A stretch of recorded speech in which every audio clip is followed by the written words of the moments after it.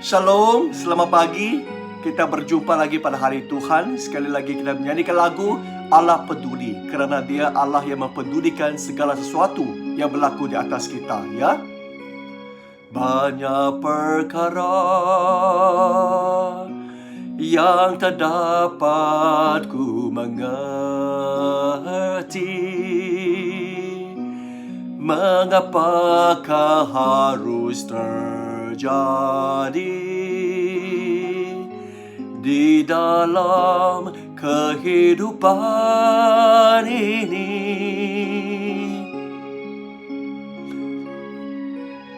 Satu perkara yang ku simpan dalam hati, tiada satu pun kan terjadi, kerana Allah peduli.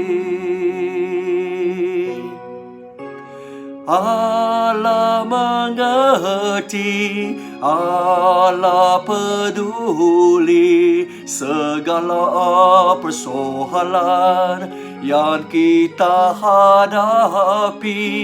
Tak akan pernah dibiarkannya ku bergumam sendiri, sebab Allah peduli.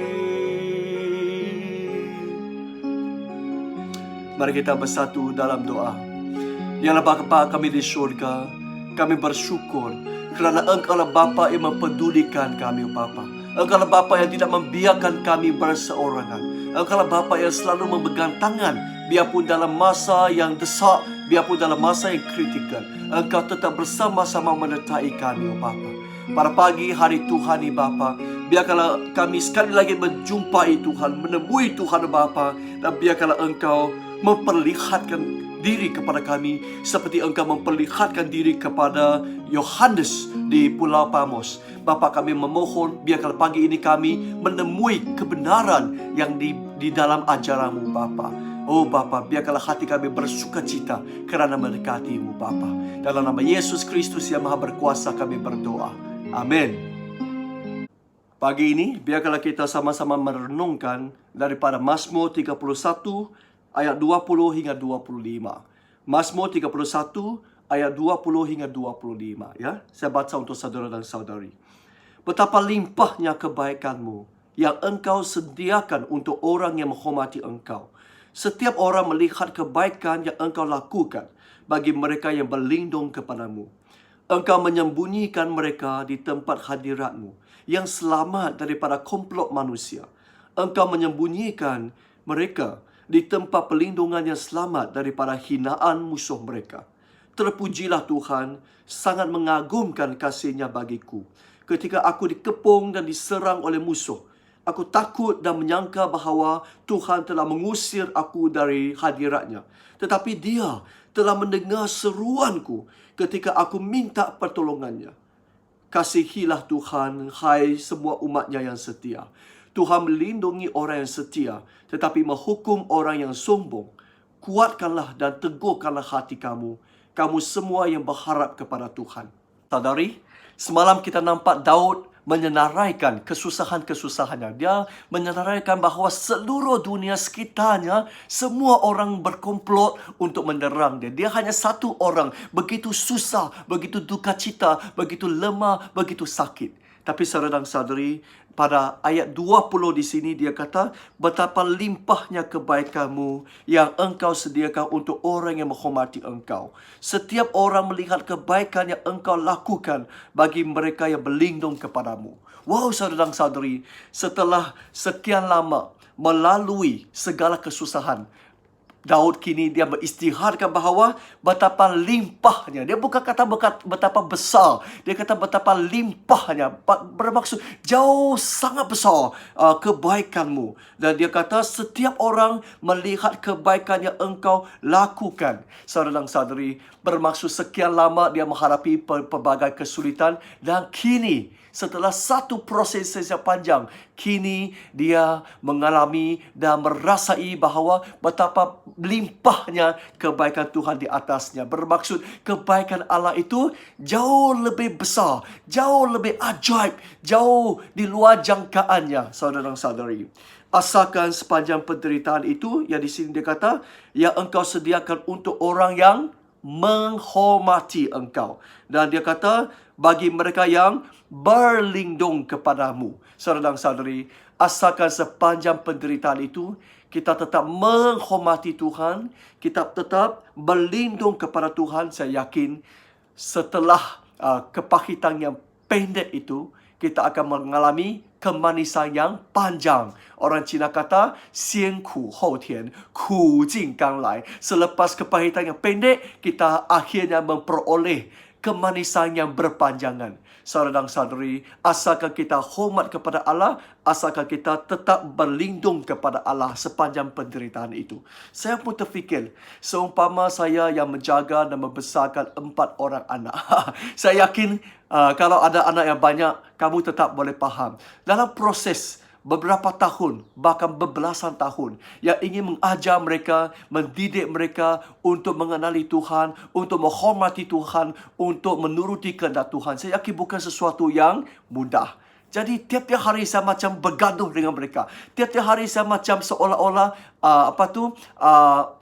berlawanan dengan mereka. Tapi saudara dan saudari, asalkan sepanjang berbelasan tahun itu saya tetap mengajar mereka menghormati Tuhan. Dan saya yakin 20 tahun kemudian, wow, saya dan isteri saya akan berseronok, akan bergembira, bergirang, bersukacita bahkan untuk berpuluh-puluh tahun sampai mati di depan Tuhan. Amin. Saudara dan saudari, kepahitan adalah pendek, tetapi asalkan dalam kepahitan itu kita tetap menghormati Tuhan, berlindung kepada Tuhan, saya yakin akhirnya kita akan merasai kemanisan yang berpanjangan dan berkekalan. Saudara dan saudari, rupa-rupanya di sini ayat 21 mengingatkan kita bahawa engkau menyembunyikan mereka di tempat hadiratmu. Engkau menyembunyikan mereka di tempat perlindungan. Dua kali Daud menggunakan istilah menyembunyikan.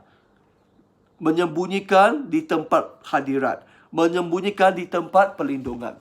Di sini ingatkan saya bahawa rupa-rupanya waktu penderitaan, Tuhan tidak memindahkan, Tuhan tidak mengalihkan, ataupun dalam English, withdraw kita daripada penderitaan. Penderitaan itu tetap di depan kita. Kita pun tetap di dalam keadaan susah itu. Tapi apa yang ajaibnya di sini ialah, pada waktu penderitaan, Allah menyembunyikan kita di dalam naungannya, di dalam perlindungannya, di dalam hadiratnya. Bermaksud, walaupun musuh ada, tapi musuh tidak boleh menyerang ataupun menawan kita. Tuhan tetap ada di sana. Jadi kadang-kadang waktu dalam kesusahan, kita macam tidak nampak Tuhan, kan? Kita rasa derita. Oh, mana Tuhan tidak nampak, kita rasa susah. Kita rasa kita berseorangan di depan semua masalah ini. Tapi saudara dan saudari, banyak kali selepas kita mengharungi masalah, kita imbas kembali, kita fikir semula, meneliti semula, wow, baru kita boleh faham. Kalau bukan Tuhan, di mana saya sekarang? Kalau bukan Tuhan, parailah aku, kan? Saudara dan saudari, waktu penderitaan kita tidak nampak Tuhan. Kerana Tuhan, Dia tidak alihkan kita, tapi Dia menyembunyikan kita di hadiratnya, menyembunyikan kita di tempat perlindungannya. Dan kita tetap selamat, aman, walaupun tetap dalam kesusahan, tetap dalam penderitaan. Dan saudara dan saudari, ayat 22 hingga 23, dia kata, terpujilah Tuhan, sangat mengagumkan kasih-Nya bagiku ketika aku dikepung dan diserang oleh musuh.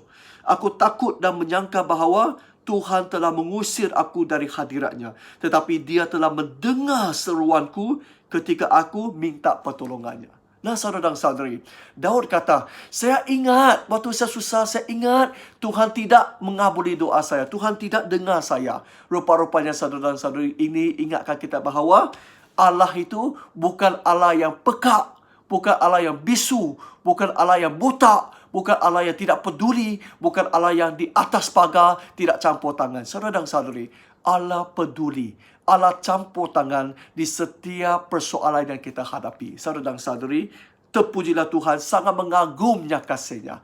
Waktu itu kita tidak perasan, tapi selepas itu kita akan meneliti bahawa betul lah Tuhan begitu ajaib yang mendengar, mengabuli doa kita. Dia pedulikan setiap persoalan yang kita hadapi.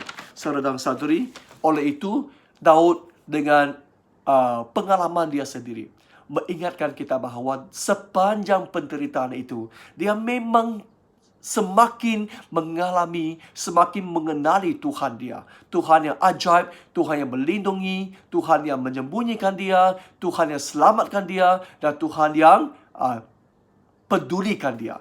Saudara dan saudari, oleh itu ayat 24, ayat 25 merupakan future tense ataupun sesuatu yang akan berlaku kelak. Dia kata, ayat 24, kalau pada masa depan kita menghadapi penderitaan sekali lagi. Ingat bahawa penderitaan bukan satu kali saja dalam hidup kita, ya. Kita akan menghadapi penderitaan demi penderitaan, satu kali demi satu kali. Tetapi dengan ada pengalaman yang selama ini, yang sebelum ini, bagaimana Tuhan menyelamatkan kita, melindungi kita, menyembunyikan kita. Dan sekarang, dan pada masa depan, bila kita menghadapi sekali lagi penderitaan, apa kita perlu buat? 3 perkara di sini dia kata, ayat 24. Kasihilah Tuhan, hai semua umat yang setia. Dia ingatkan kita, kalau kita menghadapi lagi penderitaan, hendaklah kita tetap mengasihi Allah. Jangan membelakangi Allah. Jangan cari bomo. Jangan menyangka Tuhan ini. Jangan pergi kahwin baru dengan Tuhan yang lain. Tetap kita mengasihi Dia. Dan seterusnya dia kata apa? Tuhan melindungi orang yang setia, tetapi menghukum orang yang sombong. Ini ingatkan kita bahawa kalau sekali lagi kita menghadapi penderitaan, kita perlu ingat dan yakin bahawa Tuhan ini Tuhan yang mempedulikan kita. Tuhan ini akan menghukum musuh kita yang sombong dan melindungi kita yang setia padanya. Kita perlu tetap percaya. Tadi tetap mengasihi. Sekarang tetap percaya bahawa Tuhan ini Tuhan yang mempedulikan kita. Saudara dan saudari, waktu itu jangan kamu tidak berdoa. Waktu itu jangan kamu marah Tuhan. Jangan kamu mengadu. Jangan kamu meninggalkan Tuhan. Tetapi kamu perlu tetap percaya bahawa Tuhan ini tetap mempedulikan. Walaupun mata kita tidak nampak Dia, tapi Dia tetap ada di sana, sembunyikan kita daripada musuh kita. Sembunyikan di dalam hadiratnya, sembunyikan di dalam perlindungannya. Saudara dan saudari, itu perkara kedua, tetap percaya Tuhan mempedulikan.